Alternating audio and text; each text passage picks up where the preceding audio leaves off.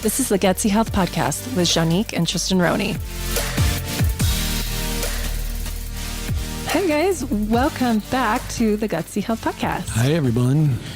We have a special guest for everyone. This is my friend Rachel, and the reason why I have her on today is because she is such an incredible advocate for a really tricky healing journey. And I'm going to have her explain it to us because she came into our clinic in January sometime, and her son had some pretty unique symptoms, wouldn't you say? Yes, I would say so. And doctors didn't know what to do. And so I'm going to have Rachel explain her medical merry-go-round. But I want to show you guys a great example of a mom that advocated hard for her child, because it's a rough road, but it can be done. And I want other moms out there that are discouraged, because it happens a lot. I get the DMs and they're frustrated and confused and sad, and they're feeling really lonely on this journey.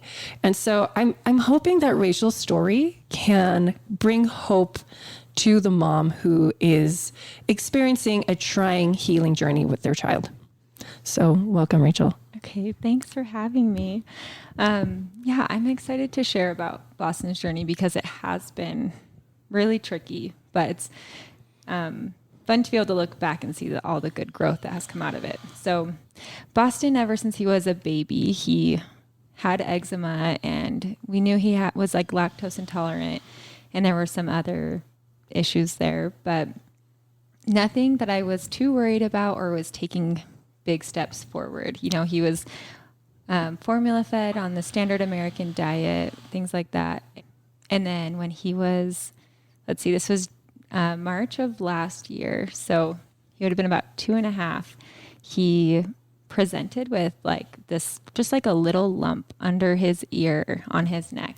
Before we get into that, I want people to understand, like formula, standard American diet, you didn't know anything about health. Yes, nothing. Like your percentage of crunchiness was 0%, right? Like 0%. Zero. So starting from nowhere, like there's no one that's like crunchy in your family. Correct. Like okay.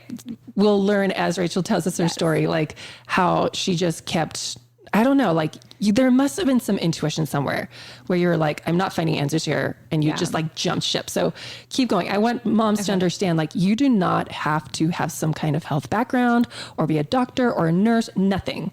Like you can be a stay-at-home mom, a working mom, and a dad, any kind of parent with zero health background, and you can still do amazing things. So sorry, keep going. So Boston had a lump on his neck. Yes. So he had a lump on his neck, and it was just under the skin. So it looked like it was something more about like a lymphatic issue. Cause I had just been to like, a naturopath for like the very first time, cause I wanted to just learn more. This was right before this issue came up. And I just remember him telling me that, the lymph nodes shouldn't be bigger than the size of a pea. Like swollen lymph nodes are normal, but they shouldn't be bigger than a pea. And we were on this family trip, and I just felt on his neck just by chance, and it was bigger than a pea. And I was like, oh no, that's bad. Like he literally just told me that is bad. And so I started to try to look up, things for the lymph system, just Googling it. And when a week or two went by and it wasn't getting better,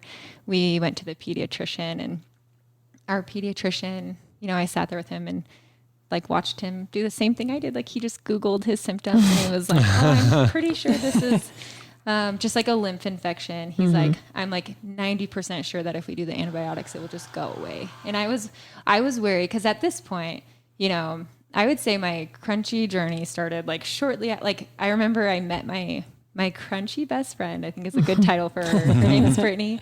When Boston was a newborn. And I remember him being a couple months old, and we were on a play date, and we were talking about she brought up artificial food dyes. And I was like, well, what is it in? She's like, oh, it's in like pickles and marshmallows. And I was just like, what? Like my mind was blown. Like I just had no idea. So it had kind of started, but it was really slow and really casual. Like I was just kind of open to new information. And so, with this pediatrician, I told him, I'm like, well, I really don't want to do an antibiotic unless like we are really certain that it's going to work. Because what made you ask or say that? I think at that point I had just realized where, because I did like the book, The Vaccine Friendly Method by Dr. Paul Thomas, I think. So he brought up more like he still encourages vaccines, but he brings up the concerns of over vaccinating and like with antibiotics, how we like when we give antibiotics too much, then our bodies become antibiotic resistant. So I had that piece of information.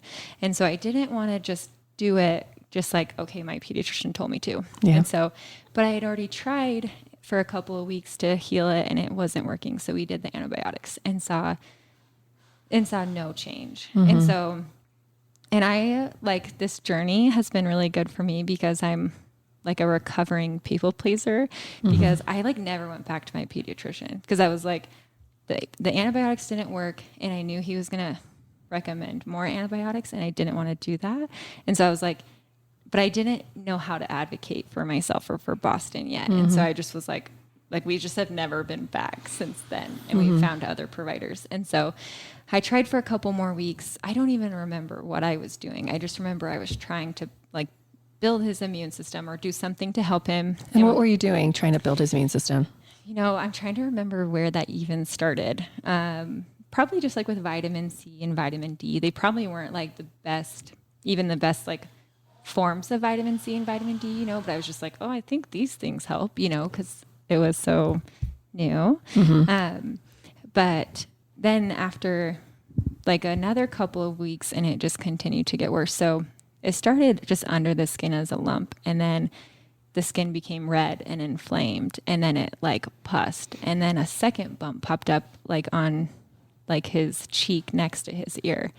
And then that turned red and inflamed and started to pus. So it was pretty stressful for me to see like my minimal, but trying efforts to, you know, at the time they didn't feel minimal, but like trying to do everything that I could and it just not helping. So I went to a naturopath and he felt like because of the way it started that it was probably a lymphatic issue. And so we're like, okay, so, Real quick. So you just incorporated vitamins. Had you made nutritional changes yet, or you were just adding supplements? You know, at that point, not at that point yet. Okay. Because we had tried, like I knew that he probably shouldn't be on dairy and gluten, but it was still really overwhelming. Like those changes were still so big. And like, you just realize that, you know, it's in everything. Like when you're eating just standard like foods, you know? And so were you an information overload right now? Like were you in the mode of I'm researching everything, I'm reading everything? I would say, I feel like the best way, I actually love Instagram for like educational accounts because to me, like, you know, I was a mom of two really young boys and I didn't have time, like sitting down to read books was daunting to me, you know, or even like an 8-hour audiobook on like gut health. That's a lot of time. Yeah. And so it was really interesting because I just started to follow accounts that gave me good information. And then I was just taking it in small pieces every day. Yeah. And then I remember at one point looking back and I'm like, oh my gosh, like I've learned so much over this course of time. It just is slowly, but it was consistent, you know? What were some of your favorite accounts that you were getting information from at the time? Do you remember? Okay. I was like, I know that I knew you were going to ask that. Then I forgot. I remember, I still think one of my favorite accounts is Just Ingredients. It's fantastic. Yes. Because you can just take it from wherever you're at. And I feel like you just can make better choices. And then when you're just making better choices for years on end, you end up somewhere really great. Like when you're just baby stepping the whole time. Totally. And I feel like that's what we've done. I don't feel like it was anything super amazing that happened overnight. It's just been slow and steady and driven by anxiety, you know, and like desire to, I mean, you had a catalyst, a really big catalyst to be like, whoa, I need to make some changes. Yeah. Because there's this pussiness coming out of my son's face and nobody knows what's going on. Well, and it's on his face. So I'm like, it's like, I felt like it was staring at me. Like, you know, I'm like watching my son play or I'm taking pictures of him and that's all I can see in the picture is like, and not knowing what it was. And I think one thing that was interesting was not feeling like anyone understood how heavy it was for me because my child didn't have cancer. He wasn't dying, you know, he seemed healthy quotation marks, besides these little bumps on his face, you know, but he also had like eczema, skin issues, food allergies. Yeah. So for everyone listening, like we're already seeing red flags, like to the standard person, food allergies, no big deal, right? Like, you know, everybody has those. Yeah, everyone has that. That's normal. But to everyone listening, we know that's an underlying issue. We know there's like gut dysbiosis. We know there is a gut flora issue, right? And so you would eventually learn this, right? But you were still in the learning and piecing together phase. Yeah. Now you've done like one round of antibiotics. It didn't work.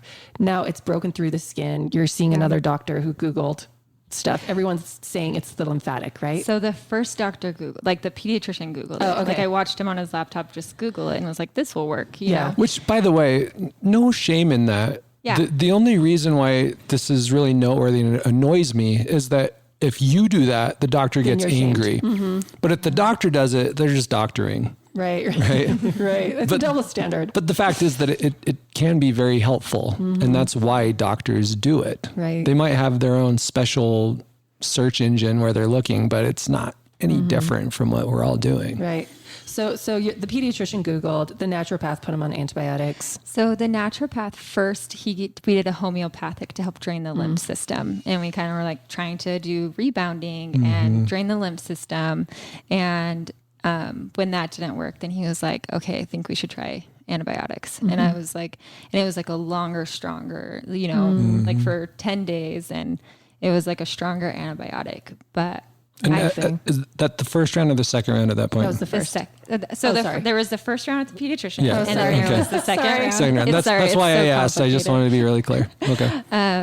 You know, and I'm still treading like the balance between natural and medical. And like when I feel like my limited knowledge on holistic methods, it was like, okay, I guess we have to turn to antibiotics. And we did it for 10 days and saw no change. Yeah. And so I was just like, and then we went back to him and we did do some blood work. And because at that point we were like, you know, wanted to make sure it wasn't cancer or something like that. And so we did blood work and everything looked fine, except for it did show that his immune system was functioning low. And I knew enough to know that like sometimes when you have food sensitivities, you might not have an anaphylactic reaction, but it can suppress your immune system. Right. And so that's when we cut out gluten and dairy. And those were two things I had tried to cut out before, but I didn't have the motivation. The mental bandwidth, Yes. the emotional bandwidth, Yeah. because it's draining. It is. It is a big change. But at that point, I was just so ready to do anything that I could. And so, so we cut out gluten and dairy. I just like kept trying. Like time would go by and I just would just keep trying to do, you know, what I could. And we didn't see a doctor for a little while because I didn't like that it ended with antibiotics again. And then I got a recommendation for another naturopath. And I liked him. He was up in Salt Lake and I remember we went and saw him. He's like, oh, we should culture it. And Finally. I was like, are you kidding me? Like That's a thing we can do. I know. I'm waiting for this because I'm like, why is no one testing it? Yeah. And it had been 6 months. And I'm like, Wow. And I was like mad. I was mad at myself, but only momentarily because I'm like, well, there's no way I could have known to do that. It's Right. not your job to But- know that. It's their job, right? And so I was mad once I knew that was an option because I'm like, we could have done that a long Ages time ago. ago. And so we cultured it and it showed, that's when we knew it was a staph infection, which is just like, so for 6 months we thought it was a lymph issue. And then we Yeah. realized it's like this staph infection that's been growing for 6 months. Yeah. Can you explain to people what a staph infection is? Because some listeners are probably like, I've never heard that. I don't even know if I can explain it. I just know it's like a infection of the skin. Maybe you guys should explain it because I just Is it viral? It's viral, right? Because the bacteria. Staphylococcus aureus. Is it viral or bacterial? Bacterial. And but the antibiotics weren't even working. They weren't touching it. Well, no, and a lot of times they won't. I mean, one of the big killers of elderly people is methicillin resistant staphylococcus, MRSA, MRSA, right? Yeah. And so it's not uncommon for staph to be antibiotic resistant. Right. Now, sometimes it's just a matter of finding the right antibiotic for it. Right. Yeah. But if you don't know that it's staph in the first place, then you're not going to be able to do that. And just because it is staph doesn't mean that it's going to respond. There's nothing that you can do. Right. Yeah. Right. Which is what you learned. Yeah. And so that naturopath, I remember the biggest one was berberine is what we started for, to try to heal it naturally. And that was challenging because I tried to, I don't know, berberine, it's like gross. Right. Like it like makes your whole mouth tingle. So I was like, so was it a liquid form then? No, it was capsules, but my son was like not even 3 years old. And so Oh, I was yeah. like, oh my gosh. I was like, oh, I just mixed it with some like applesauce, you know? And then he's like, that's gross. I'm like, what? Like this should cover But up. it's And I applesauce. tried it and I was like, that was so bad. Yeah. So I was really proud of him because we taught him to swallow pills. Like, Wow, that's amazing. before he was 3. And he's just been like a little champ through it. But so we started the berberine, and I'm sure there were a couple other supplements, but I don't remember them off the top of my head because I feel like we've just been through so many. But that's at that point, that is when the infection stopped getting worse. And it was like kind of getting better, but Sort it of was so static, slow. right? Just Yeah. And he brought up that it's like, well, it's been growing for 6 months. It's going to take time for it to, and at this point he was gluten and dairy free. And along this whole time, you know, I'm learning and making small changes in our household, like with just ingredients, like cleaning up, you know, all of our food and our household products and things like that. And so we were making small changes in like any category I could think of. But it was just really slow progress. And so I had asked him, I'm like, well, what do we do if this doesn't work? And he was like, well, now that we know it's staph, we could probably do an antibiotic that would actually help, you know? But at that point I was like, I'm like, we've already done 2 rounds. Right. Like they didn't help. His like, how is his immune system supposed to fight this if we keep like depleting it with antibiotics? And so I kind of like, at that point is when I kind of refused to allow that to be the answer. Like, I'm like, I kind of was just like not willing. I'm like, I'm not willing to just do another round of antibiotics. Yeah. Even because, and that's when I kind of had my resolve and I had enough information to know it could be done naturally. I just had to figure out. That's amazing. Like, where did you find that gusto? Because that is really it was bold. necessity, right? Yeah, She was that's let down amazing. so many times that she had no choice but to start relying on her own intuition. But you had Yeah. and I want women to really tune in right now, because there was some kind of intuition in you where you were like, I'm going to listen to myself. Right? Like, and it's so easy to just listen to a doctor because they have the big fancy credentials and letters after their name. But there was something in you that you're like, there's better. And I want women, like, listen to that, right? Listen to it. And so, okay, so you're like, we're done. Yeah. I just wasn't okay with that being the answer. Yeah. And then a couple more months go by of doing that. And then I found another naturopath that was up in Salt Lake that they were more homeopathic specialties. And she was also like specialized in dermatology. And so I was like, okay, that seems like a good combination, right? Because it's dermatology and homeopathics. Yeah. And so, so I was interested in just because I needed a new provider because I had stopped taking my kids to our old pediatrician. So I took both of my sons to that office to like establish care with them. And they tried a homeopathic for Boston. And, you know, it was one they just give in the office. And I remember thinking like that might have helped, but it just wasn't a good fit. Like I didn't feel like, and it wasn't even the appointment with Boston. It was with my younger son that, you know, cause with Luca, by then I was a lot more like crunchy at this point, you know, so I wanted to do things more naturally. And I didn't want to listen to people that didn't understand where I was coming from because I had done that so many times before. And I just didn't feel like it was a good fit. Like I didn't feel like they respected where I was at as a mom. And so they weren't going to be someone that I respected taking advice from. Was it kind of the message of like, you're not the expert, we are? So, or Is that what made you uncomfortable? I think it was them, even though they were a naturopath, just not being as on board with how naturally I wanted to do things for my kids in general. That makes sense. Just feeling like you have to fight with your doctor is not comfortable, right? Right. Yeah. And this is doctor number 4 at this point? This is the 4th one. Okay. Yeah. All right. And so, and that part of that was me, you know, like a recovering people pleaser. Like it was so hard for me to advocate for myself. But as time goes on, when you have the motivation, you know, like it just, you just find it, you know, because I wasn't willing to settle for less. And that's what was, Boston was healthy, quotation marks. Yeah. But he had eczema and food sensitivities and really bad sleep and a lot of anxiety. And it was hard for me because he's my oldest. So people are like, oh, it's just a terrible twos. But it was just kind of that. I do believe that was my intuition as a mother of just knowing that he was really uncomfortable in his little body. Yeah. And the only reason that I knew for sure was because of those bumps on his face. Yeah. And so, and it was really interesting to see how even with his diet, as we changed things, it's like the bumps communicated with me because they would either get more inflamed or they would look better. That's cool. And That they is would really just like cool.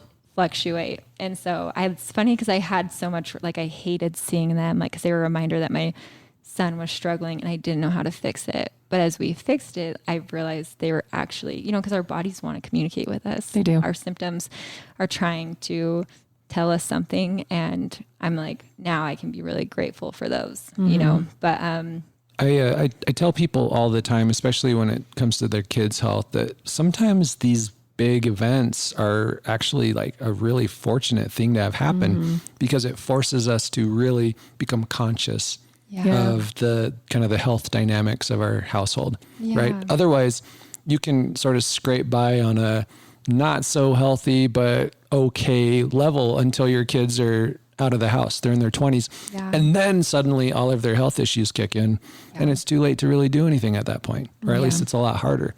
But when it happens nice and young, it basically transforms you, right? You turn into a crunchy mom, so to speak. And now you are fully aware of how all of the things in your environment impact the health of your children and your family. And you can make sure that they grow up to be the healthiest people possible. Yeah. That's awesome. And I've like actually loved that. Like, I feel like that has been transformative to just like I don't feel like I'm ever going to get to a point where it's like, okay, this is good enough, because it's so empowering to like find your own healing. And it's like, we've all been blessed by it. Like my husband and I are healthier than we've ever been because of what we've learned trying to help Boston. And then my youngest son doesn't know, like we didn't have to try to transfer him from like standard American foods, like really carby, starchy foods. Like he just started eating whole foods as a baby and doesn't know anything different. So he's like, this has blessed his, you know, his younger brother too. And so that last naturopath that we saw, it just wasn't a good fit. So I wasn't interested in driving like an hour to go back to see them ever again. And then I found out about you guys because Just Ingredients posted about you guys. And so then I made an appointment for Boston's DNA hair test analysis. And this was how long ago at this point? January, right? January. Okay. All right. Yeah. And so, and I remember I was excited because my goal was to like have this infection like done with by the year mark. And I was like, crap, I'm coming up on the year mark. It's not going away. And you know, it's been longer than that, but, Oh, you meant like by 2019, the end of 2019, you wanted it gone. Is that what you're saying? Because it first started March 2019. So by March 2020, because it was really slow progress, right? Like after like 7 months, it started to get better. And I'm like, I just want it, like, I don't want this to go into a second year. Like, I can't handle that. I just like need this to go away, you know? Yeah. And so I go to you guys in March, and I remember because I've seen lots of doctors at this point, and I feel like, Shanique, you did such a great job of recognizing all of my efforts. You know, like I ramble off all the things I'm trying to do, and it's not just like, okay, you know, they're like, cool, let's do this. But you were just like, oh my gosh, like you were so like validating to me in all of my efforts. And then you also understood understood my concerns that I still had, you know? And so I was so grateful for that. And then the DNA hair test showed why my son was susceptible to like this chronic infection that wouldn't go away. And it showed that his body was overloaded with toxins and fungus and parasites and viruses and more food sensitivities. Was it the resistance? The resistance pathogens? Page, and the chemicals, and the chemicals too. So toxic metals, right? Yeah. And then the other page was viruses, bacterias, and Parasites, fungus. Sorry, what'd you say? molds. I'm trying to remember. Anyways, when there's more than two, like we have a problem, right? Like when they're all clumped together, and I always use this explanation.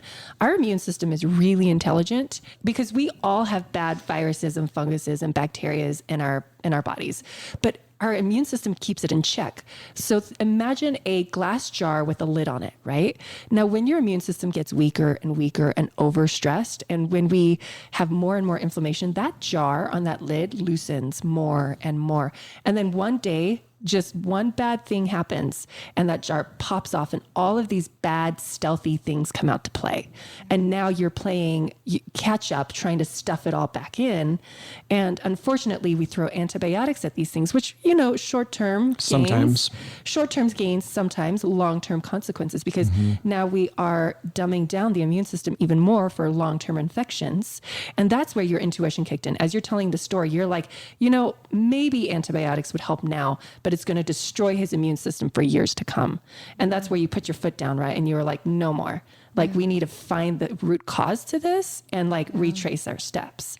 And so that's how the immune system works, guys. And so when we come on the hair analysis and I see all of these infections just kind of playing together, there's dysfunction, like big time. And so that's where we were at, right? Like, not only was his body having a hard time with these infections, but his body was having a hard time dumping toxins too, because we're all exposed to toxins. And yet he was still stuck in his. Yeah. And it was interesting because it didn't show up on anyone else's DNA hair test because we did our whole family. That's right. And so it shows that his body was just having a hard time detoxing. So I thought that was really interesting because, the toxins it brought up environmental, but none of us were struggling with that. And so, so then we did the autoimmune protocol after that. So we had already cut out gluten and dairy, but we also cut out eggs, nuts, sugar, legumes, grains. And for people listening, corn, wondering, why would you cut out those things? Nuts and eggs, those are wonderful. It's because in certain people, they are inflammatory. Right. And so what we try to do with the autoimmune protocol is keep inflammatory foods, even possible inflammatory foods, as low as possible. Right. Right. Like, we're going to bare minimum, bare basic. Like, if it does have any kind of potential to create inflammation, we're taking it out, and just to give his body a bit of a head start. And it's a temporary thing. This is not a new rest of your life situation. No. It's we do this until we get the body back to where it's supposed to be. And then it can reintroduce those foods and still be okay. Right. I also want to interject. When Rachel came in, on this side, I mentioned something like, we need to detox him. So using sauna, to detoxify him. And you went home and you researched that inside out. And when you came back and you reported and you're like, well, I found out that the best way to detox kids was this and this and this. You taught me things I didn't know. I didn't know how to detox kids efficiently because it's different for ages. And, and so I don't do that research. You went home and you did that research. And so the information Rachel got through this consult, she took every piece of it and she ran with it. And she just went down her rabbit holes of research and figuring out a protocol. So it wasn't just me saying, here's your perfect protocol. She had a big hand in it, you guys, huge hand. So sorry, I interrupted you. No, that's okay. Well, and that's where I feel like, honestly, it sounds like it was really amazing, but it was just anxiety. I was I couldn't just sit back any longer. I needed, that's how I coped, was researching and trying to find more information. And so I love, you totally hear people say oh, anxiety is a gift, and in some ways it's so hard to believe that still. Cause I do deal with that, but in this sense, it is what fueled me because it was like, I couldn't just sit back. And I'm highly sensitive about how my body feels, and my Boston is too. And I almost feel like I took it on, like seeing him, like, and knowing his body was struggling. It was like, it felt like it was a part of me, you know? And so, that's where what I love about this like journey is that I wasn't like an expert. I had no background. I was literally just like a mom with anxiety that knew something was wrong and kept looking, and had enough people supporting me to like help me keep going, you know, because not everyone got it. Not everyone understood why I was not doing more antibiotics and why I was cutting out so many foods, you know? And so, when you're willing to listen to that intuition, it's there and it wants to help you. Yeah. I think that is the difference, by the way, between a happy outcome and something that goes in a different direction, is that everyone, well, not everyone, but a ton of parents experience that anxiety of there's something wrong here. I don't know what to do about this. Not everyone channels that anxiety towards, I'm going to do everything I can. I'm going to learn everything I can. I'm going to keep trying until I figure this out. A lot of people, they just sit with the anxiety and they do nothing, or they turn it over to the medical establishment, right? They say, I can't handle this. You just tell me what to do. Right. And then they end up on that treadmill of more medications and more medications to deal with the side effects of the first medications. And then they just get sicker and sicker and sicker until they're on this medical merry-go-round that costs a lot of money. Right. A lot of and usually it ends in opiates, because that's the only thing that helps the anxiety and the pain that's caused by everything else. It's not a happy ending, right? So the fact that you actually took that anxiety and you said, here's how I'm going to turn this into something beautiful. That's really the amazing part of this whole story. Thank you guys. It really is. Well, I'm like really grateful for your guys' help, because that's when you guys put him on the stealth pathogens protocol as well. And between the diet changes and the stealth pathogens protocol, within 6 weeks, we saw more change than we had seen in like over a year. That's so awesome. And now it's been about 6 months since then, and all of the inflammation is totally gone. He has scars. One of them's like completely just a scar, and one is, the skin is still just healing, you know? And I have my moments where it's still really hard for me to know that there's always going to be those 2 scars on his face, you know, like he probably won't grow facial hair there, you know, because it's going to be like scar tissue.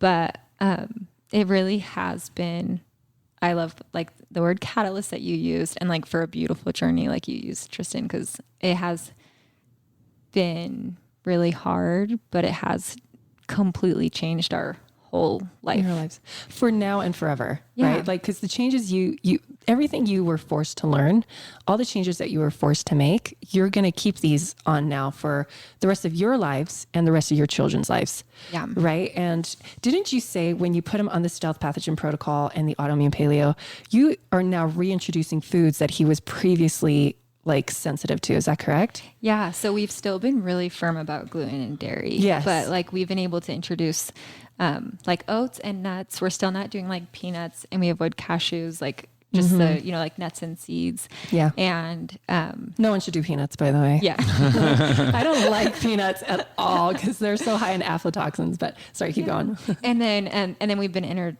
able to introduce eggs as well. And it's interesting because we already have the history. You know, I've been like, should I be introducing, like, should I have like waited and just been really careful? But it's so interesting because of his bumps in the past, I've always been able to see when his body wasn't able to handle it, because they would, you know, they would become inflamed. Yeah. But like in behavior wise, like when he has accidentally had gluten, like I can see changes in his behavior.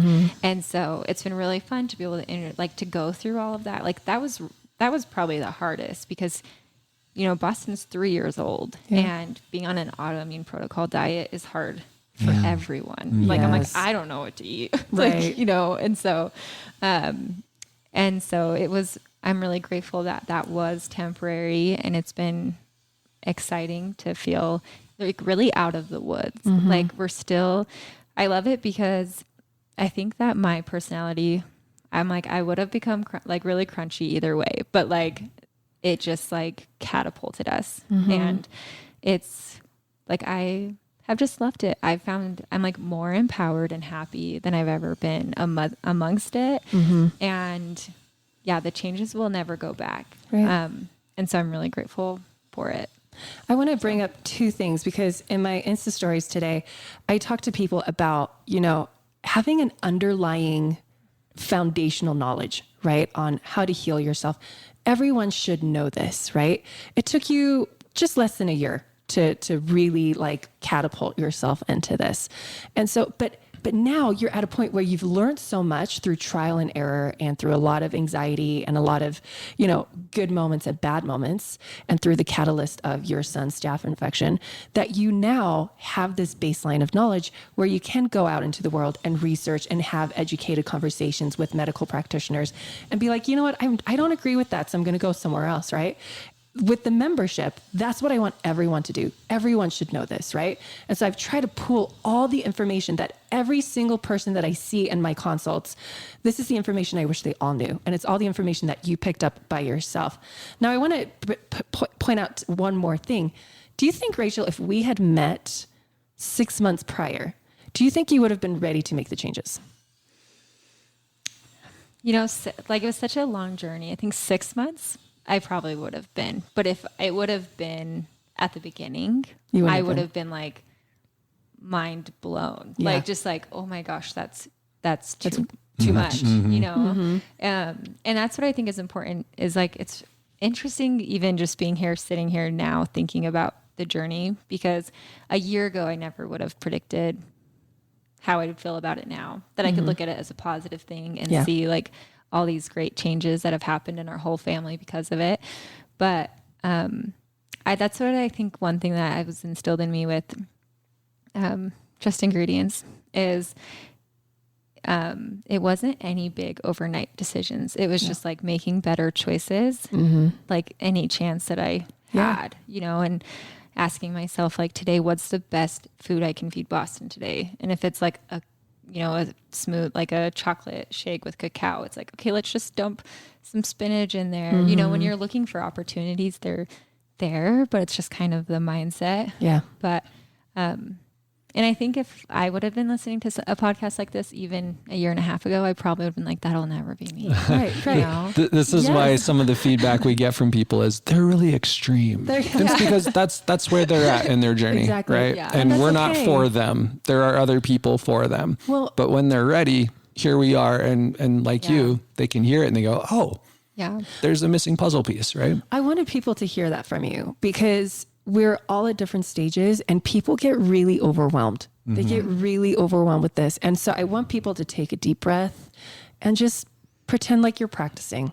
That's literally what you're doing. You are practicing health, and eventually you will get to the point where you're like, okay, I can do autoimmune paleo. I can do stealth pathogens.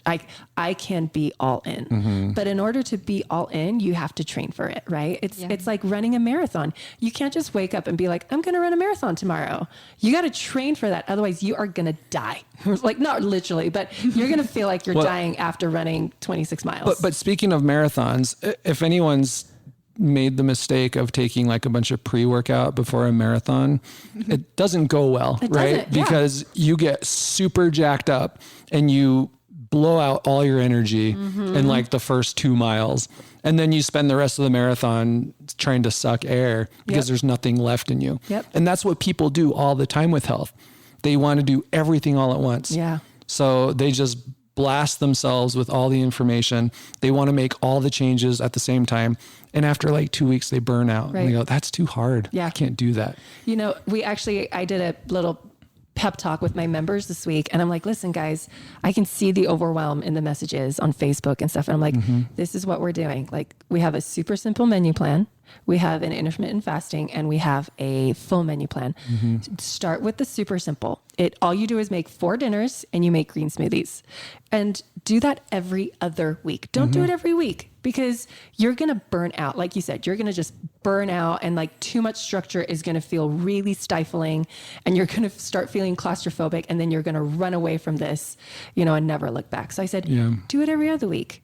give yourself a little bit of flexibility to practice and to feel comfortable. And then maybe you can do it 2 weeks on, 1 week off, Right. 2 weeks on, 1 week off, have some structure and then flexibility, some structure and and then you just keep practicing, right? Because it's retraining a baseline. Like your lifestyle has to be overhauled entirely. Right. And it took you but about not a year. immediately. Not immediately. Exactly. That's the trick. Exactly. And that was my point for asking that question. Is like, if we had met a year ago, you would have been like, no, thank you. Peace out. Yeah. Right. So everyone be gentle with yourselves. All right. Be really gentle. Just know what you can and can't do and just do something. It doesn't have to be all the things. Maybe make a plan. I'm just going to do green smoothies 3 times for this week. And then I'm going to do green smoothies 4 times the next week. And then I'm going to do green smoothies 4 times the following week and 2 healthy dinners, and start from there and then get I don't want to say even stricter, right? Because that sounds really, I don't know, overbearing, but just closer to where you're trying to go. Yeah. You can fine tune it over time. Wouldn't you say that's what you did? Yeah. And I would say it once you continue down that path, it doesn't feel like a strictness anymore. Right. It doesn't feel like, that's like a cheesy saying, I'm pretty sure. Like it's not weight, it's wings, Oh, I love that. But I've actually never heard that. Okay. I haven't either. Totally a dorky saying. That is so I'm cute. sure I saw it on Pinterest or something, but I'm getting a love it. shirt with that on it. yeah. I love that. It's so adorable. It's not weight, it's wings. It's so true. It's so true. Well, and I think when you have the mindset, because if my only purpose in doing all of these changes was just to fix Boston's infection, I don't feel like that would have been the right mindset to have. Yeah. It's like these are lifelong changes and they take a long time. And so I think having that perspective, because when you're only making small changes every day, we do want to see results fast. Yes. But there's something much bigger at play. Yeah. It's a long-term change. And I think Tristan, you brought it up that making the changes right now can feel really expensive, going to different doctors, continuing to find different providers that work for you, or, paying for new supplements or different alternative therapies like the Hocket and things like that. But in the long haul, when you're not going to end up on the medical merry-go-round, you end up in a way better, it's an investment in your health now to heal. And it's not always going to be that way or that expensive. Yeah. Yes, I love that. And I do want to really say, Rachel, you have been like a star pupil. Do people use the word pupil here in America? Sure. Star student. I don't know. I'll say star student. You've been a star student because everything I said you did, right? You just went with it. You were very trusting. And I almost get really shy when people just trust everything I say, because I'm always met with so much resistance. Yeah. Always, right? People are always trying to cut corners, again, because they're not ready. And that's okay to not be ready.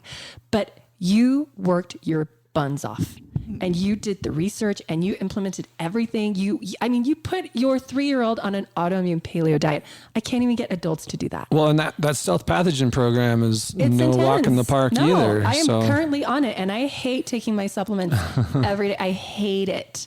And I do it, but it took me 3 months to do it, right? Yeah. I was like, I'm not ready yet. I'm not ready yet. My symptoms got so bad that I was like, okay, I have to do something or I'm going to lose my kidneys or something like that, right? I think worst case scenario, right? Yeah, right. Oh no, dialysis, right? I go to worst case. And so, it was really incredible what you did, and you did it and it was doable. And so if you are out there right now thinking, I can't do this, maybe you can't this year, but it's okay.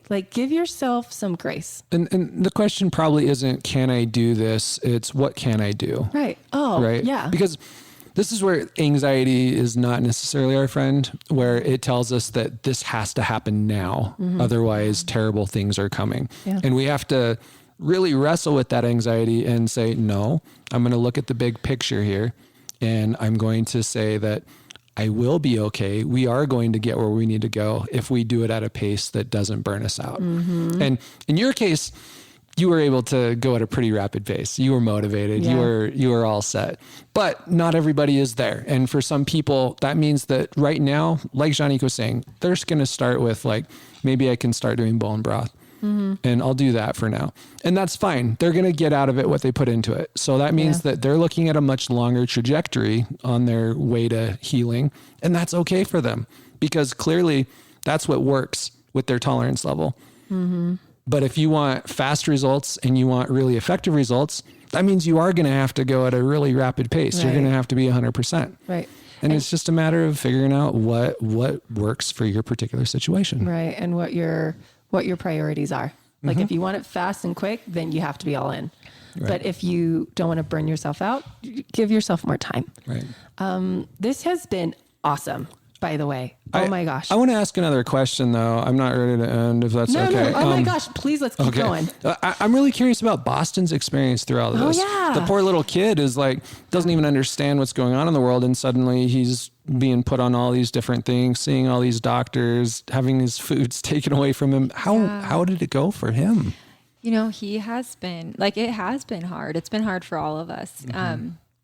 As he went to doctors, a lot of them liked to touch it to see what was going on. And so he got really wary about people like going to doctor's office and people touching him. And we had to get like his blood drawn, and he's so little. That was hard for all of us. But was he self-conscious about it? Like about the bumps? Yeah. I think that I got like, he's just small enough that he wasn't, I bet if anything, he might've been picking up on your energy, right? Because, you said he's very sensitive, like he might be an empath, right? Yeah. And so he might pick up on mom's anxiety and then just channel that. Yeah. That's my guess, but. Well, or he didn't. Or he didn't. Yeah.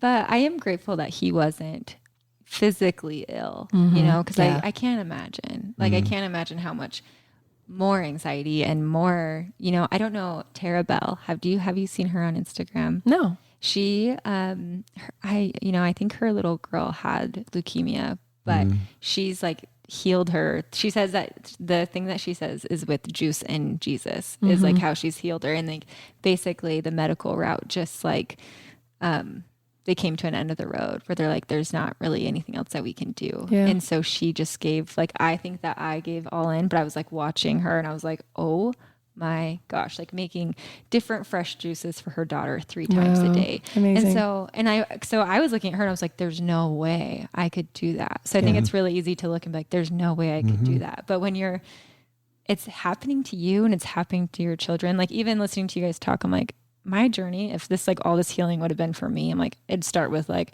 I'm going to do bone broth for like a year and then I'll try something else. Like it would have been so slow. And that's where I kind of feel grateful because like Boston is what I needed. Like it had to be him. Yeah. To create these like amazing changes that are going to benefit us forever. But, I think he was just young enough to kind of be somewhat oblivious to what's normal and what's not, know? And then I feel like we're really blessed with good friends and family who helped us create positive environments with food because, if everyone else is snacking on Cheetos and you have like apples, then, and we had challenging moments like that. And, but it was interesting as we explained it to him, like why he couldn't have gluten, like how aware of it he became and I'd be like, oh, does that have gluten in it? And it stopped becoming a fight when he learned that it had it. And I'm like, my 3-year-old recognizes that gluten doesn't make his body feel good. And think of the body intuition he's going to have growing up. Like he's going to be so in tune to his symptoms and feel empowered that he can change that. Yeah. I want to share a quick story. We went out for dinner to celebrate having Nick on our team yesterday. And they serve like, and I had to bring my kids and I was like, oh darn. Cause I knew the free bread rolls and there's going to be this massive like fight. And the kids menu is always just pure garbage. It was like chicken tenders and fries. I'm like, okay, at least I'll get some protein. I always forget that chicken tenders are like deep fried in like bread. Yeah. So anyways, so my kids are going, and then they gave us a complimentary pretzel. And I was like, giant why? I'm like gluten and dairy. And I was dying, but I didn't want to make a scene. I'm like, you know what? The kids never eat this stuff. Yeah. Go to town, enjoy blah. And so anyways, this morning, Tennyson wakes up and the first thing he says to me, he's like, Mom, my belly is telling me that I don't want to go to that restaurant for a while. And I was like, good for you. Like you're listening to your body. Cause last night he's like, this is the best restaurant ever. Like I can't wait to come back. And then this morning he's like, my body's saying, I don't want to go there for a while. And I was like, good. Like you're feeling a little run down right now. And you're recognizing that it was because you gorged yourself in wheat and dairy last night. Like he there was no shame. Like I didn't say like, limit yourself to one bread roll. They just went like bread after bread. And I'm like, I'm going to let this happen. I'm going to let it happen because they're going to realize what's happening. So Tennyson realized it, but then Satori is like, well, I feel great. And I'm like, okay, she's not there yet. Yeah. Until she gets constipated and then we'll bring up this conversation later. Right. But anyway, so teaching him, going back to Boston, like teaching him about the like the repercussions of eating certain foods over our body can be a very empowering narrative and not a shaming one. I think we feel like there's a lot of shame, when we talk about like people get a lot of like kickback when you mention the words junk food. Yeah. Oh, that's so condescending. That's so judgmental. And I'm like, do we even realize that we have this negative narrative around food? What we're trying to do here is a positive, empowering narrative. Right. And the social norm is to just not talk about food, period, and do whatever you want. Yeah. And so it's really interesting that this kind of conversation is shamed in our society. And that is a product of our brainwashing around food. And our addiction to food. Our addiction, right? That we're so attached to the fast food, the soda pop, the whatever it is, that whenever someone challenges that, it feels like a personal attack. Like that makes me feel good. How dare you? How dare you take that away from me? Right. And so we can't call a spade a spade. We can't say, this is really toxic for you. Like that is apparently shaming. And it's like, you know what? No, it's not. It's empowering. Like knowing why I don't feel good and making some lifestyle changes. That is potentially one of the best gifts we can give our children. Well, and the best part about that is that the fact that some things make him feel bad is proof that most of the time he's feeling good. Yeah. And how great is that as a parent to know that your kids generally feel really good. And that's not very common. The reason why most people can't tell the difference between they went out to eat and normal is that they are always just not feeling very great. Right. I think you mentioned that before, that there were kind of telltale signs that before even the spots showed up, that he wasn't super comfortable in his little body. Right. And that could have continued on forever and ever. But now, because of everything you've gone through, he actually feels great most of the time. Yeah. And it's interesting how it's happened for all of us. Cause like we totally are like an on the go family. And so you're naturally more convenience food oriented, but then once Boston had diet restrictions, I'm like, where the heck are we going to eat where there's no gluten or dairy? So we stopped like when we're with him, which we're with him basically, all the time, except for like date nights and stuff. But we're like, okay, we got to go somewhere without gluten or dairy. And it's interesting how now it's like, I can't even remember the last time I had these like certain fast food places. Yeah. And then when you do have them, you're just like, oh, that does not taste like I thought that it was going to, you don't remember it. Like it's when you don't have it all the time, your body's not used to it and it recognizes like, oh, this doesn't make me feel good.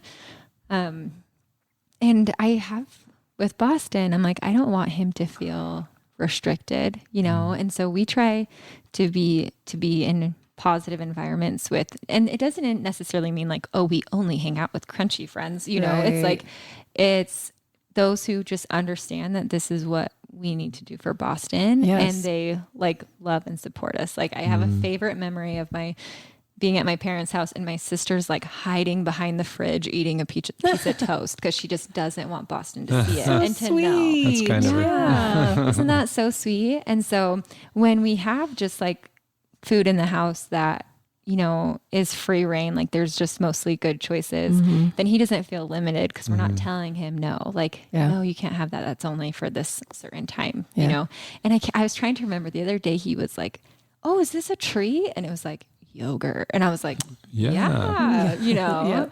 I actually love your cookbook because now that he's getting a little bit older, he's like, I love treats, and I don't want him to feel like he's missing out. So we love making like the chocolate chip cookies or the avocado pudding because Yay. he still gets like fun food, but he like isn't missing out because we're still creating fun memories and opportunities with food, but they're, you know, I feel like we've given up a lot of normal standard diet foods, but we've also given up a lot of normal quotation mark issues like ear infections, eczema, sleep behavior issues, and things like that. And to be clear, there is nothing normal about the way most people eat these days, right? That is not normal in the context of the history of humankind. Right. So Right. just to be clear All on this that. processed, in quotation marks, normal food is only new from the past like 70 years. This is a sliver in human history. And of course we're not doing well with it. It's not, we don't know how to handle this stuff. Yeah. The cookbook that you mentioned, if you guys want to order that, you can go to gutsy.ch /howtoheal if you want to order that. So I am actually coming out with a new one, you guys, but I don't know. Don't hold your breath. Yeah, it's going to be a few months. We have some other projects first. It's going to be a few months. But like there will be a second one with like more recipes and meal plans and stuff. But so gutsy.ch /howtoheal. I'm so glad he likes that. Yeah. That's so great. We love it. I'm so glad. I want to really emphasize a point that it's actually come up a couple times, but we haven't really brought it to the surface, which is how valuable community is. Oh, yeah. Having people around you that support your decisions and don't make you feel like you're an outsider because of them is probably the most valuable thing in the world. Yeah. And this doesn't just apply to food, right? This applies to everything. Yep. I think that's why Mormons are so drawn to Utah, because they know that they're going to be surrounded by other people that share their religious values, and they're not going to have to defend those or explain be ashamed of those or or anything like that. And the same goes for food, that when we've got friends whose kids eat the same weird things that our kids do, that makes it so much easier, because you pull out the plate of green pancakes that are made with spinach and the carrot sticks. Yeah. And everyone's like, yeah, of course this is what we're doing. What else would we do? Yeah. And then you got to just rest easy. And you know, you can send your kids to those friends' homes and they're not going to come home with a cupcake in one hand and a Coke in the other, right? Totally. Well, and if you're wondering like what that feels, well, not what that feels like, but if you've ever been called like high maintenance with your food, right, amongst friends or family, like that's a product again of the societal like addiction basically to food. Yeah. A lot of people, they're called high maintenance or they are, what are the other? Orthorexic is what the doctors will call it, right? You have orthorexia, which is where you have an unhealthy obsession with eating healthy. Yeah. And so just, you know, don't let that bog you guys down. All right. Like you said, find your community, find your people. What a great story that your family is like totally on board. I've met quite a few of them and they're just fantastic people. They all get it. Yeah. And that has probably been a huge blessing, you guys. So what else do we want to cover? Well, there's at least two other things. Like one, I loved that you were willing to continue working with different doctors until you found something that worked for you. Granted, you didn't necessarily find the perfect fit when it came to the doctors, but you didn't just stick with the first one because, hey, it's a doctor. What am I going to do? Right. You were willing to say, this isn't the best fit for me. What else is out there? And I think that if more people did that, we would probably have better options because then there would be this sense of, as a medical provider, I need to provide my people with what they want or they're not going to come back to me. And there hasn't been enough of that in America because most people are just passive recipients of healthcare. Exactly. They're not participants. And you became a participant. And you were also willing to tell these doctors basically, thank you, but no thank you. But you didn't have to be like confrontational about it, right? You didn't get up in their face and say, how dare you recommend this? You're a terrible person. I'm never coming back here. You just didn't go back. Yeah. Very simple. Exactly. Right? So you don't have to be an outgoing, confrontational, whatever person in order to make this work for you. You can just make your decisions. You don't need their validation or approval. You don't even need to tell them. You can fire your doctors. You are allowed to do that. You just leave them. Like if they're gaslighting you or slightly emotionally abusive or talking over you or not meeting your needs, drop them. All right. You can totally do that. Now, that being said, this whole thing would have been a million times easier for you if you had found a good doctor from the outset, which once again is where community can come in handy. If you know a good doctor, tell everybody about them. Yeah. Tell the whole world over and over and over again until they listen to it. Right. Because that doctor, for one, they deserve to get all the business in the world. Yeah. But for two, people need this. They don't even realize they need this. Mm-hmm. Do you think even like the right doctor would have been as extensive about, okay, these are the foods you're taking out. Here's a meal plan. Here's supplements. Like you need to detox him. Like, do you feel like there are doctors out there that do that? Because I feel like we were saying this earlier, like 95% of the work was you. Do you think a doctor would do that 95% for people? So the funny thing about that is like I'd bring that up at every doctor's office and they just kind of brushed over it.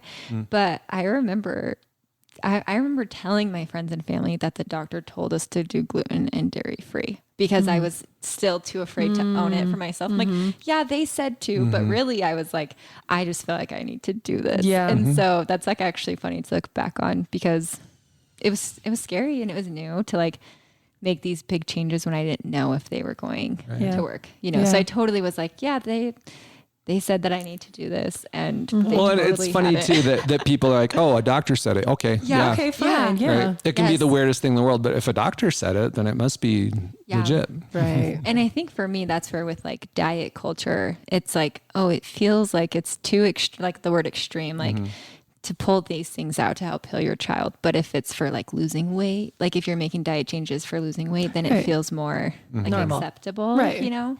And so, cause I just remember feeling like, you know, I think extreme was a good word and part of me kind of being like, I don't want to be this extreme. Like I have to be, you know? And so, but you know, but now you want to be, right? Yeah, but now I want to be. Like you feel like it's the wings thing. It's been not long enough to see the benefits, like the lifelong benefits of it. And to feel great. And I had this, I remember a few weeks ago, my son broke a boulder in our backyard. So I was trying to pick it up to put it back on the wall. And I picked it up and I twisted and I put my back out. And the last time I put my back out was like 10 years ago. And I'm like, oh my gosh, this is going to take me like 3 months to heal because it felt the exact same. It took 3 days. Wow. And I'm like, I'm 10 years older now.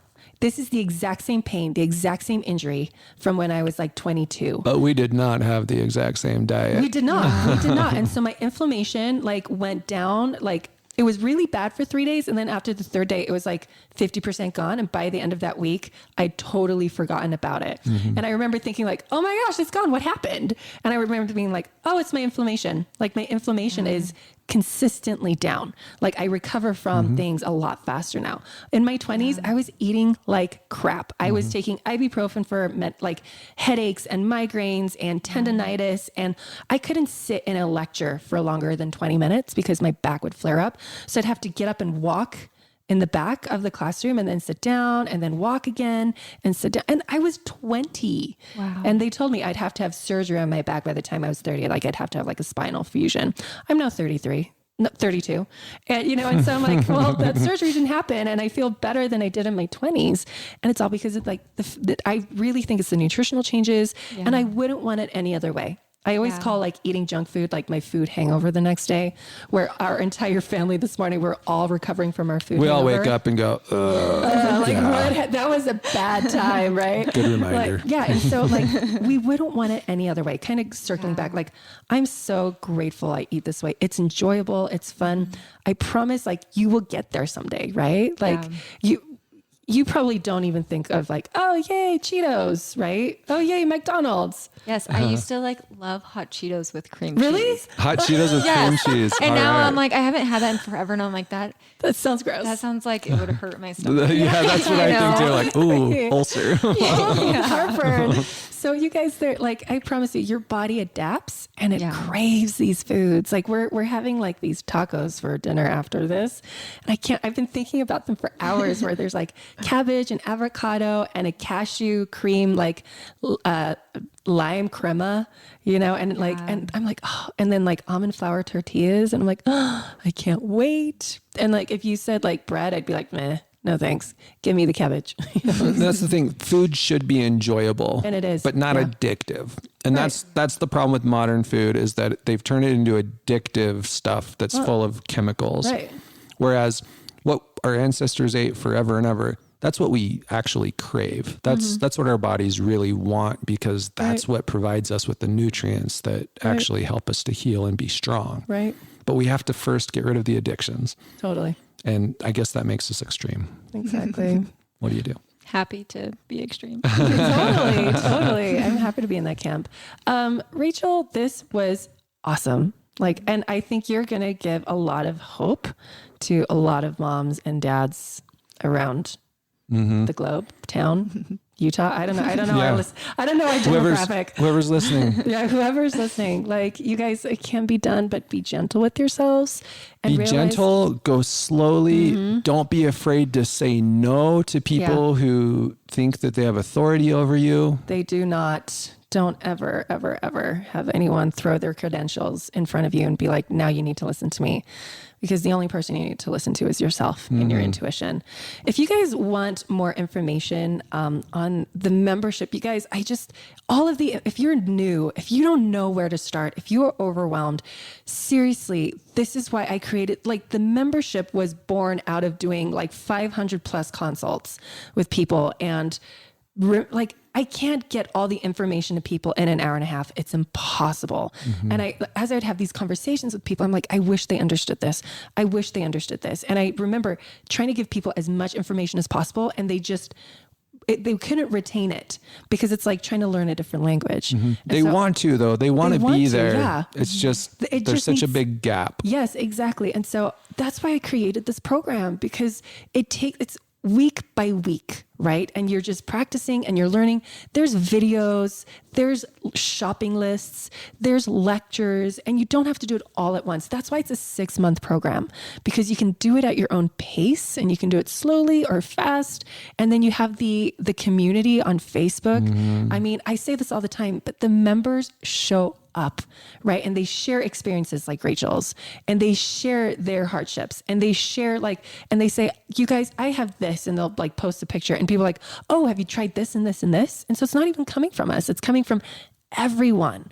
And so everyone is pooling together their experiences and their knowledge and providing incredible, incredible resources. And so if you are trying to learn and you're feeling stuck and you need stuff to learn and you don't know, what did one of our members say? She said she's so grateful because it would have taken her years to do all of this research, go through all of the junk science, and then filter out that which is really true, right? And she said that she is getting all of that in the membership. And so if you're I don't have time to research, just spoon feed me the essentials.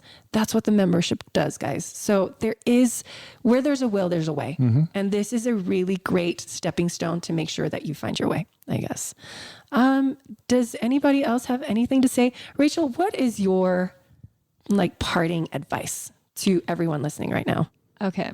I would say I promise that I am just completely average. There is nothing really special and unique about what I did. It was just keep going. And I wouldn't have been able to do it without Boston as my motivation. And so I love the advice of just asking yourself, what can I do today? And just knowing that it will create good changes in the long run, but not holding yourself to this really high standard that just feels unachievable yet. And just realizing that it's always a journey. It's called a journey for a reason. Even listening, I still have so many things that I'm still trying to accomplish on my journey, especially my own, because I've been so hyper focused on Boston. So I have so much that I'm working on, but just asking yourself, what can I do today? And just doing that. And in a year from now, you'll be amazed at where you end up. Well, and I laughed at you saying you're so average, but you're not. If you're a stay-at-home mom, you are given the task to raise little human beings and to take care of their mental well-being, their physical well-being, their emotional well-being, and that's a really big job. And so you you are very responsible and you have a lot of weight on your shoulders.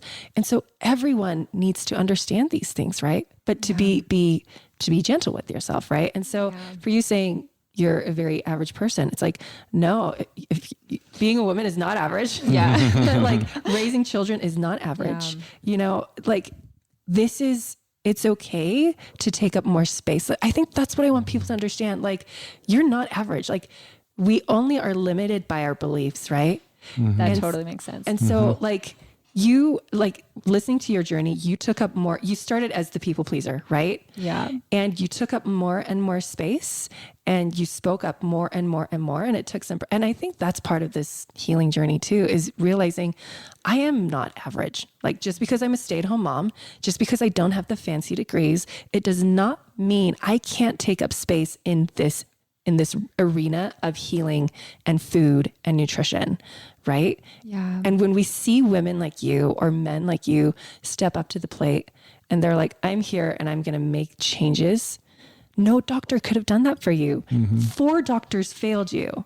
It was all the magical mojo of Rachel with a catalyst of Boston. Yeah. That's all you needed. And Instagram.